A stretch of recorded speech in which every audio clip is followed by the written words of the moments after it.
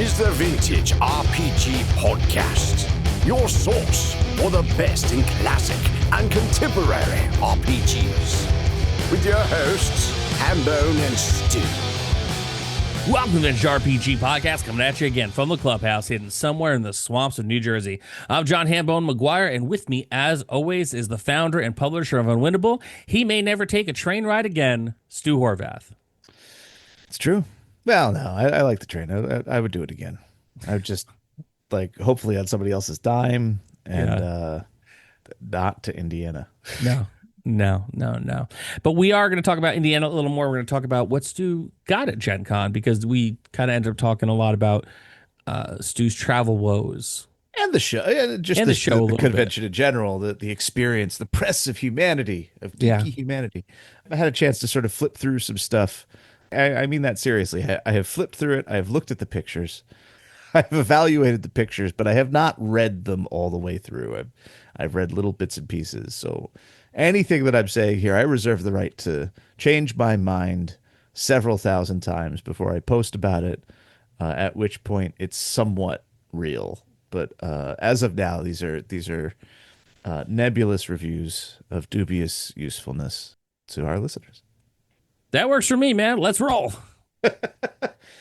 Yeah, no, the best part of GenCon for me personally is that I get usually most places give between a no percent discount to a 10% discount. Apparently, some places like my own MIT Press goes up to 20% on Sunday because they don't want to carry stuff home. I'm never there on Sunday, so I wouldn't know. Even if there is no discount, it makes sense to buy stuff at GenCon for me because I save on shipping, and shipping has gone crazy in the last 2 years. Just the sheer amount of chaosium in my bag and saving on shipping there was great. But they also threw I think they had I'm not sure it was a 10% flat rate. I think that different books had different discounts, but I saved money. And if you're going to buy a whole bunch of it's not like I'm not going to buy the Chaosium books, right? As a collector, that's my one thing, is just like I'm going to own as much of the Chaosium output historically as I can. So I'm going to keep up with that. I'm going to buy these books eventually anyway. So I may as well buy them when I don't have to pay shipping, right? Yeah, for sure. So out of the Call of Cthulhu, I got a big stack of Call of Cthulhu stuff and Chaosium stuff, but sort of three things stood out for the pack. The Game Master's Handbook for Pendragon came out last year. Finally got that in my hands. What a gorgeous book. The way they laid it out, they have lots of, and maybe this is like to the detriment overall because you don't get a lot of like the great, role-playing game handbook art that you might want, but it's filled with all of these like things that are inspired by or even directly sort of copied from medieval illuminated manuscripts, like all the little weirdos in the marginalia. I love those. Oh, those are the best. It's so good, and they're doing like weird stuff. They're making it weird. It's sort of unapologetically like of that era, and I love it. And there's some scenario stuff. There's the bestiary. It's sort of I got the player's manual last year at GenCon, and I really loved it. But it did feel incomplete to me in that like I didn't feel like I could run the game with just that in the starter set. And this is maybe a me thing more than a general thing. Like I think that you could totally probably do it with what was out there last year. But the Game Master Handbook makes me feel more comfortable with potentially running a game. But honestly, I'm not going to do it until I get the revised Great Pendragon campaign book. So like my Pendragon campaign is waiting on that because that's just how I roll. I need the big book. Listen, if you're going to do it right. No half measures.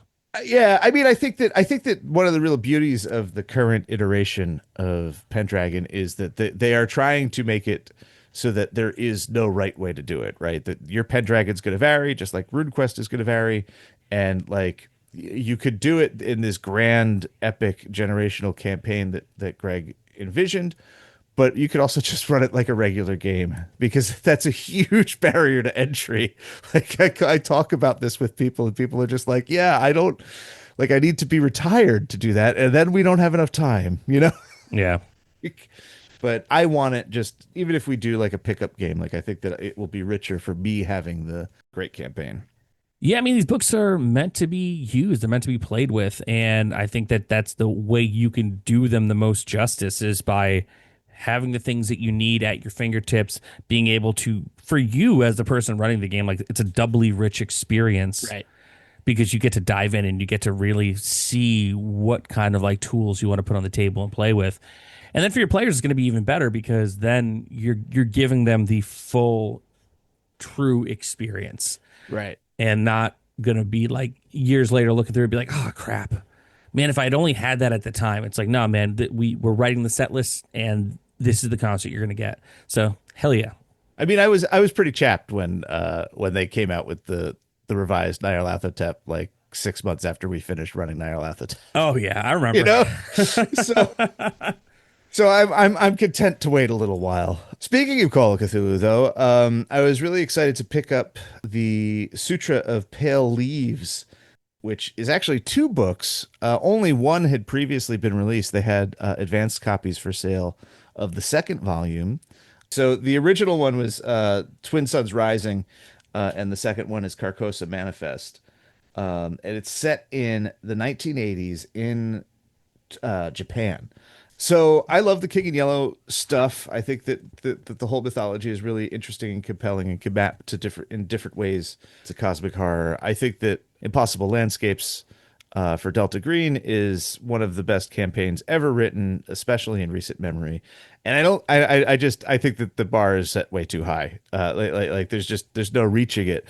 But I was surprised by how immediately engaged I was and wanted like deeply read this stuff when I picked it up and started paging through it. So the first half of the book is campaign background, so like role playing in the 80s in Japan, and then the first chunk of the campaign, which is a series of interlinked, somewhat discrete scenarios. But I love the fact that they chose to style the art differently. Like they don't have their usual artists. There's a lot of anime and manga influence in the art, That's but also cool. filtered through what's the name of the guy who makes like it was like the Duran Duran cover guy who made like Oh my God, yes, I know. What's his name? I can't think of it, but like that 80s like hair salon poster guy. It was almost on oh crap. I don't even know how to Google this. Patrick Nagel. Yes, Patrick Nagel. Yeah, so it's like there's stuff that is more directly influenced by various styles of Japanese art, but when in some spots the manga style illustration is filtered through Patrick Nagel, and like it is really like the aesthetic is very high. Really, really enjoy it. And I would not have immediately, if you asked me like, oh, where do you think the King in Yellow, what like an optimal setting for the King in Yellow, what would you pick, Stu? 80s Japan is not the one, but like having it laid out in front of me is really, really exciting. That's probably the one that I'm going to read through on my little vacation coming up. Well, I think that's cool because, I mean, obviously, please don't take the train on this trip. No, going by car. But I think it's really cool that they took a chance to step outside of what they are traditionally known for when it comes to their products. Right. You know, because that's a big swing. That is a big swing to like when you think of their products, you're like, okay, they look like this. But to take a swing like that, I think is huge. And I also think it's cool that they give you ideas and better understanding within the book on how to role play in that time period, in that place. Yeah. Because granted, you know, for anyone who's been playing, you know, tabletop RPGs that start with D and the second word starts with D as well, with an ampersand in the middle, you've been playing since Christ left Pittsburgh. You know what the forest looks like. You know what a castle looks like. Right. You know, when you play modern games that take place in our world, like generally, you know regionally what your world looks like. So if you are in, you know, Kearney and you're like, oh, we're going to do Chicago, you know, you're obviously wildly different places. Please, people from Chicago, do not come for me. But it's a city in the United States.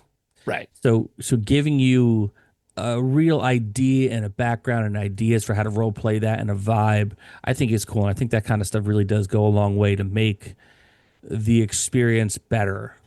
and to also, challenge the person to keep her secrets, to not just phone it in and be like, we're just going to shift this to New York, Yeah. And this is actually the second one I would say that does this sort of unusual shift in topics. They did Children of Fear a few years ago, and that's based largely on the Chinese epic Journey to the West. Oh, And it doesn't have a clear connection to the Cthulhu mythos as we understand it. It looks a lot more like a traditional Call of Cthulhu book, though. This definitely this visually parses differently than Children of Fear, but that's cool. yeah, no, it's cool. It's a good direction. I think that in some ways the Cthulhu mythos is limiting for Call of Cthulhu because I think that it does facilitate other sorts of horror play pretty well, and it's nice to see. Yeah, and when you step out of what is traditional, I mean, look at what's the name? Harlem Unbound. Yeah, yeah, Yeah, like when you step outside of what Cthulhu is known for specifically. Man, that's it's fun. Oh, and the cool thing about the King in Yellow, the way they characterize it in Sutra of Pale Leaves, is they lean into the meme-ness of it. It's like information that self-perpetuates. And there's a meta quality to it that if you run it again, the avatar of the King of Yellow is aware of the previous way you ran it. Oh, that's so good. That is so good. And like I think that this is super interesting, and I have to read the scenarios to see how it would really play out, or imagine how it would really play out. But there's a section in the one book where it's like you could play this multiple times with the same people, and as long as you play the king knowing what they did last time and planning accordingly, whereas they have to play their characters as if they don't know that how it played out last time, and you could sort of just do it, constantly be repeating this battle against the king in Japan. And I think that's a really interesting play concept. But That is such a good play concept. yeah. Also, Sutra of Pale Leaves. What a title. Right? It's great. And like Delicious. it reconfigures all of the traditional sort of, the Frenchified King in Yellow lore and transposes it to Japanese folklore and stuff. The final Chaosium product I want to talk about. Like I said, I bought a bunch more, but I was really impressed with Age of Vikings, which is the latest packaging of Mythic Iceland, which is like a basic role playing plugin or campaign setting for basic role playing. I think that came out in the early 2000s. It's pretty good. I really like it. This is basically a revamped version of it that incorporates a lot more Pendragon and RuneQuest stuff, RuneQuest style mechanical stuff. So like you have sort of the idea of like passions and your personal history, genealogy. The combat is super mean, and it's a little crunchier that I particularly want to play it, but I feel like for Viking combat, like it really gets the brute. Oh yeah, you can't phone that in. I feel like it's a very low fantasy setting, even though there's magic and monsters. There's a lot of focus on the social aspects of like a Viking settlement or an Icelandic settlement, and kind of keeping your people safe and having like that stake in community in a way that's I think is really interesting. Love that. And it's a really big book, and I was sort of like, do I want this? I was like, well, I have to get it because I buy all the Chaosium stuff. And then I was just really like, oh yeah, no, this is really great. They have a completely different rune magic system, which I think is hilarious because they already have RuneQuest. But it's really interesting and hews more to the folklore surrounding like Norse mythology. Yeah, it's cool, man. It's cool to appeal to different audiences who like different styles of play, but also keep it real consistent, keep it real in house. Right. So that's neat. I like that. All right, moving on from my old favorite Chaosium. What else did I get that was really cool? I got Kala Mandala, the playbook, and the second adventure, Deluge at Drizzle Distillery. These are from Centaur Games. Previously did 1,000 Islands. It's just neat. It's just Muncow now. And I actually read through the rules before he published them. Wow, this is a lot more art, I feel like, than the PDF he sent me. Uh, and I love his art. I think it's fantastic. It was Oh, for sure. a major part of the appeal of Thousand Islands, and I'm glad that he's still doing stuff. They had physical copies of these two things, and it was like, hey, I'm going to buy those because I love his art. The system is sort of into the odd, Cairn, super light, and then he brings, of course, the strong Malaysian flavor to the proceedings. They're really beautiful, and when you see them for sale widely, I recommend you pick them up. Another cool thing is Bunny Borg. Buddy Borg. Oh, make everything Borg. Everything should be Borg. The I saw Bunny Borg and I was just like, do I need another Borg? And I was just like, of course I do. This one is, I mean, it's basically again, I have not read it overly closely. It's probably twice the size of Merc Borg, but it's basically your Watership Downs Borg. Oh no. Oh Filtered no. through like bunnies and burrows. Oh no. Yeah, so like the bunnies are intelligent, and like the one on the cover has like a little utility belt with some like a knife and some rope. He's also got red eyes and some scars. He looks totally badass. But and I guess it looks like maybe it sort of gets into the sort of maybe the Mouse Ritter territory. There's some weird magical stuff. It looked really fun. I'm excited to kind of dig into it closer and find out. Yeah, like there's trucks. There's like lots of I see it. So part of the it's great. So yeah, there's the demon tower is like it looks like it's a like part monster, part dungeon, and Right. but it's really just it's a backhoe. So like Oh, yeah, like all of these things. Oh man, yeah. So it's like what the animals see our technology as. It's great.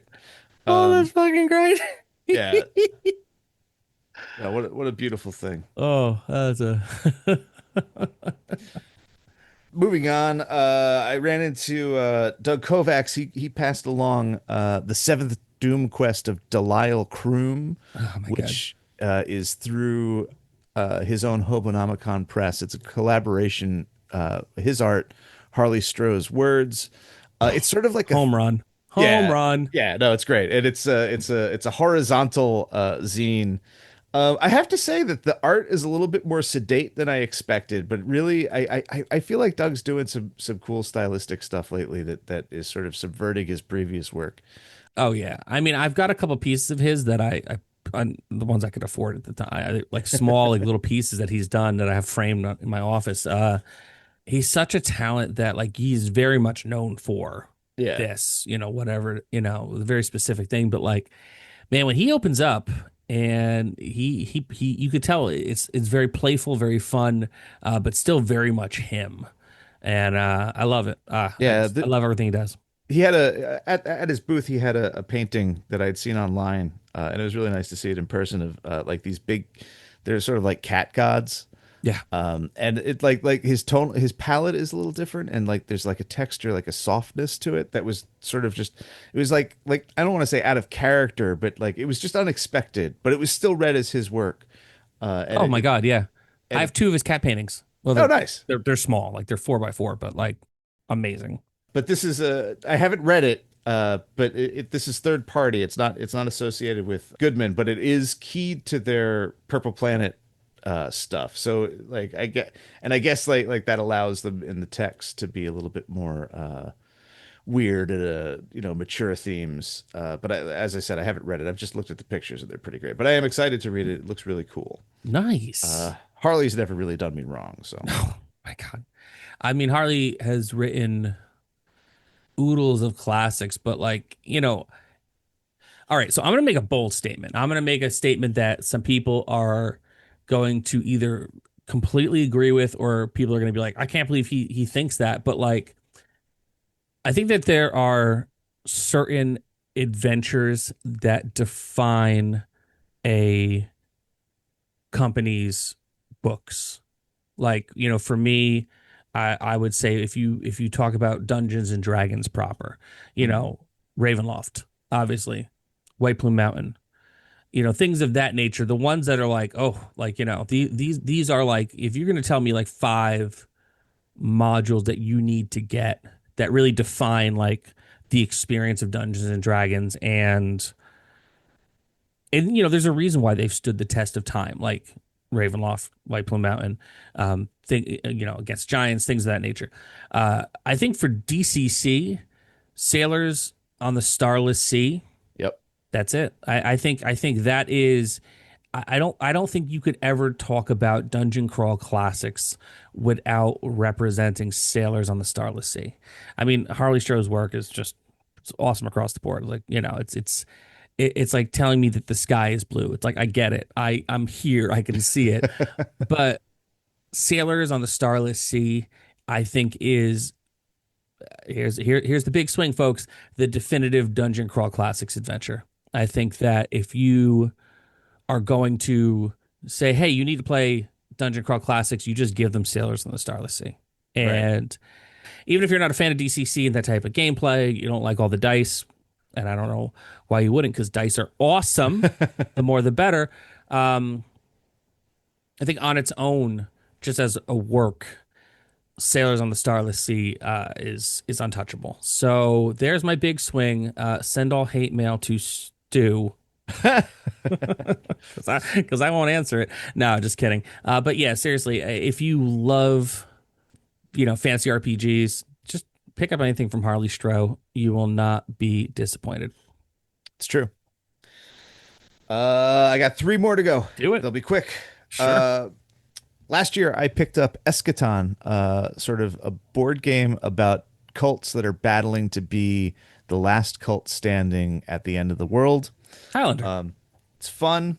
They have a very distinctive, evil-looking booth, and they had these last year, but I didn't want to buy them because I bought enough stuff last year. But they have these 2 little box sets that are generic systemless adventures, sort of like, yeah, I mean, like you could plop them into OSE or any of the lightweights very easily. They seem to all end on a bad note, which of course they do. Yeah. And they come with a cloth map That's of the I love main that. of the Oh, I main love that. adventuring spot. So very cool. I like them a lot. I haven't read them, but the art is really nice. I dig the vibe, and it's cool. All right, before you get to that, I have a question because it makes me think about like not buying stuff at Gen Con. Yeah. So I think, yes, granted, there's always like the finite amount of money, right? Mhm. But what I want to get from you now, which I think our listeners would really enjoy, is what is the encumbrance of, oh, I bought enough? Like, when your bag feels the weight on your shoulder, like you're not going to obviously be able to give me a quantifiable pound, but like at what point where your bag is full are you like, okay, I think I'm good. So I packed 2. I think I mentioned this last time. I Yeah. packed 2 bags. One was empty, one was full of clothes, and I just had the size of that bag in my head the entire time I was shopping. Okay, And that's what I'm it's just talking like, about. Yeah. it was like, do I think that if I like, and like at the end of the I really wanted to pick up the Sunrot box starter box, and I was just like, I don't think I can fit it into the bag. And like again, uh this is not it was not an ideal travel thing going home. Like I Yeah. packed that bag thinking it was not going to leave my side at the train, and I actually had to check the bag full of books, and it was a little terrifying, and some stuff got dinged up. It wasn't really packed the best. So not ideal in that sense. But yeah, no, for me it was literally like, can I get this in the box? And I didn't want to, if it would have been an added thing if I went to the FedEx store and was just like, can you send this to my house? I've done that. I have done that. I will tell you that after the first Gen Con, and then we were driving there the next time, I was thinking to myself, I wonder if, and they probably would never allow it. And I'm not saying that you should do this, but I was like, I wonder if I got one of those like those foldable like little old lady shopping carts. You know what I mean? Oh, and walk around on the floor with them? And walk around and just fill that up. Yeah, dude, people have wagons. Okay, okay. Yeah, I've never seen a wagon there. Yeah. I feel like that's a more recent development, but I've only been to 2 of these things. So like, no, people have gigantic board game bags that they strap to their backs. Nightmares. And I have seen like carts and wagons, and there's sections of the convention that are just like, you can't bring that in here. I don't know what those sections are. Maybe that is the show floor. I did definitely see folks with like big old like beach wagons. Did you ever, you remember the video game Golden Axe, right? Yeah, yeah. You know those like little dudes that run around with that big loot bag on their back? Oh yeah. So, like, I've definitely seen and experienced that at Gen Con where you have like a person who's like short like me. Like, I'm a short king, 5'6", representing and recognizing. But like, dudes who maybe like just a little bit shorter than me, and they're hunched over and like tipped forward because they have so many board games in their backpacks. And board games are deceptively heavy. You like, because they really cram in those boxes. I've definitely experienced like walking down the show floor at Gen Con and turning and getting as they turn, and I get smacked a couple times by these, and I went down once. I was like, oh my god. And but then the person just kept walking because they didn't even know they hit me because they're just bumping into everybody. Yeah. Those board game bags are dangerous, man. They are, man. I mean, I fill up. I have like the canvas record bags, and I fill them up. But I also have a drop off spot. I could just dump my stuff at MIT. So, oh, that's good. Home Yeah, base. That's yeah. awesome. That's also dangerous though. It is. At the end of the day, it's great during the day, but at the end of the day, where you're like, oh, I have 6 of these now that I have to lug home. Oh, my fingers. Oh boy. Yeah. So Yeah. And listen, we've all done that thing. It's like, I'm going to be the hero. I'll bring in all the shopping bags at once. Don't do that, folks. Substantial amount of our listeners are older like us, so that doesn't feel good. Makes you trips. Drink lots of water. Go on, Stu. All right. Black Powder and Brimstone is another Borg derivative game published through the Free League Workshop. It's a very big book in terms of thickness. It's Borg height. I walked by it like 3 or 4 times, and I was just like, do I want this? It looks a little bit steampunky. Do I want this? And it's not steampunky, so I did eventually get it. They have black powder weapons in the mix, and it's sort of, the aesthetic is sort of Games Workshop, Warhammer Fantasy, role-playing, sort of Renaissance era plus. So it's sort of a sort of Warhammer Fantasy Renaissance aesthetic mixed with art that is very evocative of Mike Mignola's style. I love it. I love it. There's a graphic quality to it that's really nice. Again, I don't have a good sense of what the game is. There's heretics and, well, let's see what the back says. Religious factions war for dominance in the land beset by monsters and demons. Ruthless mercenaries ply their bloody trade and bring misery to the common folk, while rich and powerful brood in their castles and perform vile rituals and experiments. But amongst the chaos of war, plague, and destruction, there is gold to be made, glory to be had, and even justice to be delivered for a price. Love it. Yeah, I love it. There's a little, the thing that really set me over the edge was that there's this little zine that is the spell book for the game. And it's like a little, postcard sized thing. And there's really no explanation for it, but I really love the art in it and the way they presented the game. The spells for the game, they feel a bit like, it's like D&D style spells, but filtered through a more traditional occultist, esoteric grimoire kind of aesthetic. You could fly, but you need a broom. Oh, Wound Eater. Target receives all nice damage dealt to you for D4 rounds. Oh, I love that. I love that so much. That is a messed up spell. Ooh, I know. But it's it was cool. So like the spell book is what sold me on the main book, which was unusual. And then I got home, and prior to GenCon, and sort of like a 1-2 punch I didn't need. Exalted Funeral had its summer sale like the week before GenCon, and I of course bought a whole bunch of stuff. Yep. They had a bunch of free stuff. One of the free things I got is and it arrived while I was at GenCon, so I opened the box when I got home. I love this thing so much that I have to talk about it a little. Is it what I wanted to actually talk about today? Is it Figure Folio by Tiger Wizard? That's exactly what I was going to bring to the table today. Yeah, that was my plan. Yeah, man, it's like 6 pages, and it's just like one of my favorite things ever. It's not even 6 pages. It's 1, 2, 3, 4, 5 pages of content with a cover. Yeah. So good. It's perfect in every single friggin' way. It combines old school essential stats. Yes. And it takes toys that you recognize and combines them into new horrible configurations. So you have Battle Rat instead of Battle Cat, Califorco, which combines Orco and California California Raisin. Raisin. Cobra Commander is Krang plus Cobra Commander. Man of Arms combines just like a random assortment of action figure arms with Man at Arms' head from He-Man. RPG Man is a joke that I won't spoil. Nope. Snarla is a mix of Snarf and Teela.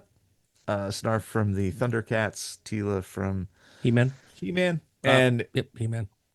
and Yosagi Noijimbo, which is possibly the most horrific thing I've ever seen. God, it's so good. Combines Usagi Yojimbo and the Noid. God, they got to bring the Noid back, man. Do they? Do they really? Oh, I love that. I love it so much. I was just trying to get back to that peaceful place I was when I was young. Yeah. You know, living my best life. Arcades, rock and roll, the Noid. Anyway, It's a beautiful, beautiful book, beautiful zine. After all the travel and hardship of Gen Con, getting home, opening that box, there's a lot of stuff in there that I was excited by, but Figure Folio is just a chef's kiss. it just the absolute cherry on top of it all. I got that too. I got some other stuff, and I got Uzna, and I got 1900 Fantasy. Just looking at it, it makes me happy. I have it actually in my zine rack behind me. I have like a wall rack that I got from Justin Sorois, and dang, it's cool. Makes me happy. That's all I got. All right. I mean, that's a good point to go home. We've been chatting for a bit. That was a long one. This is but it's cool, man. We like talking to each other. Our listeners like listening to us chat, and someone had a very decent ride to work today. They went around the block a couple extra times. Maybe there's some parents out there that will have children who only sleep to the dulcet tones of hand bone. So you're welcome. Take a couple laps around the block, man. Yeah. Real quick, if you're fans of King of the Hill, I've just watched the revival of King of the Hill. It is perfect. It is, if you are a fan, it is exactly what it needs to be for fans of the show and what it needs to be in a modern world. So I definitely recommend checking out King of the Hill. If you are anywhere currently in the United States or in Europe next year where you can see My Chemical Romance's Black Parade tour that they're doing, I went this weekend. It was exceptional. We are going to allow a moment of silence so you could hear the name drop. They're old friends of ours. Now that the name has hit the floor, I will tell you that it is probably the most impressive concert I've ever seen. Whether you're a fan of the band or not, the band goes real hard. The concert, the show, the spectacle, it's definitely something that's worth seeing in an arena. For me, it's the most amazing thing in the world to see people that I love do well.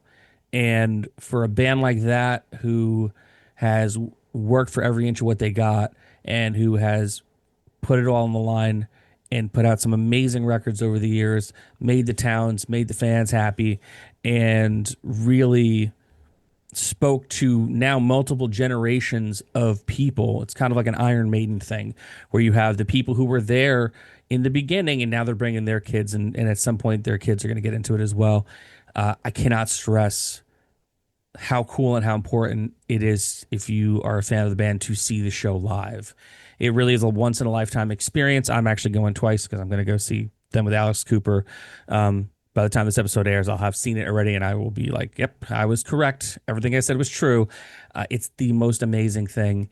And I also think it's really important to remember that you can and should be excited when your friends do well, because it does not diminish or change your success. It only makes it brighter when you're cheering on the people that you love and you care about. So go see the Black Parade. If you want one of those special edition T-shirts, you got to get there early. We did not get there in time to get the Taylor Ham shirt, which was absolutely outstanding. And go have fun. Go see live bands. Go to arcades. Go ride your bike if you feel like your knees can take it at this point. Just Remember the things that you used to love doing when you were younger, and make sure you still do them today as an adult. That's my final thought. It's been another amazing episode of the Vintage RPG Podcast. Stu, where can the people find you on the internet? They could find me at vintagerpg.com. I have I've begun the 2026 post rating process. Yeah, you did. I said last week, if you have any requests, to get them to me.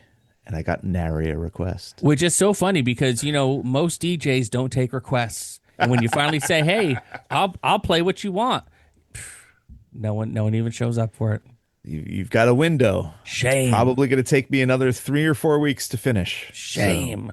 So, no, it's okay. I don't actually like, dancing to another person's tune. I just thought I'd be magnanimous this once. Listen, folks, if you're a longtime listener to the show, this is your time. This is your window. Get in on this.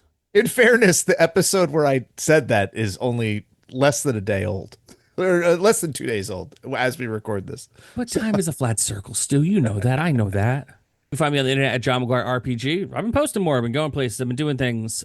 If you're back to Days of Future Fairhaven backer kit, the pre-order store is open now. You guys can still get some more add-ons. You can get some extras if you didn't get to back the backer kit. It's crowdfunding campaign. Because everything you want to say like one thing because it's the eponym of the industry. But yes, if you didn't back the backer kit or support the campaign, that's cool. There's still time to do it. The pre-order store is open. There's links wherever you find my biz. And and again, thanks to everyone who supported the project.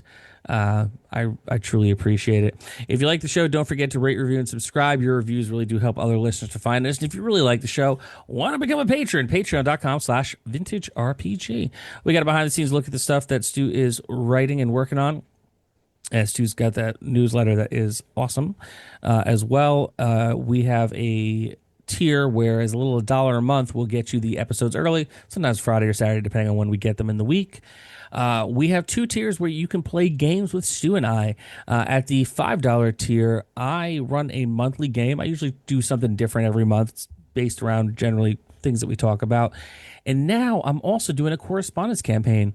It is 1-900 Fantasy. It is a hotline RPG, kind of like the hotlines you used to call into as a kid, where you had to keep plunking in money to keep playing along. This one, your money is your hit points. Is written by the Neon Lord Brian Shutter. I have 8 people already signed up to play. It's going to be an ongoing campaign that we play by email. I will send out the cues and the questions on Monday. On Friday, you get to see what happens. We rinse, we repeat, and we see how long your parents' credit cards will last in the world of 1-900 Fantasy. At the $10 tier, you can get in on that and Stu's legendary, deadly West Marches campaign. It's going on for over 2 years. It's going strong. Oh my God. I killed somebody so bad last night. Let's run it back. Do tell. Random encounter. That's the worst. Yeah. So party shows up in the hills. Rock gets initiative, slams down on Zach Burr's thief, basically guts him with the claws, kills him with a bite, swallows him, flies off. End of encounter. It lasted less than 2 minutes. Everybody was horrified, but also found it very funny. We laughed in horror for at least 15 minutes. It was so horrifying. He was there 1 second and then he was gone. He was one of the oldest characters. He's level 6 thief, one of the first characters from the first game, and one of the last of the first characters. So it was just like go off for a walk and just the guy gets scooped up and taken into the sky.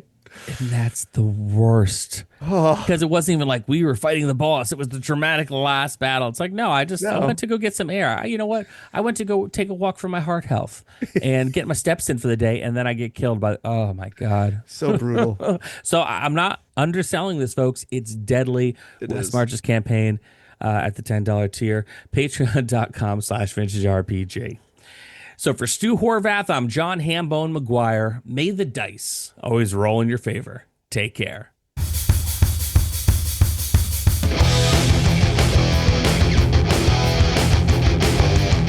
Thanks for listening. The Vintage RPG Podcast is a ham-fisted production. Music by Dead Go West. Art by Schaefer Brown. Edited by R. Alex Murray. Check us out at vintagerpg.com.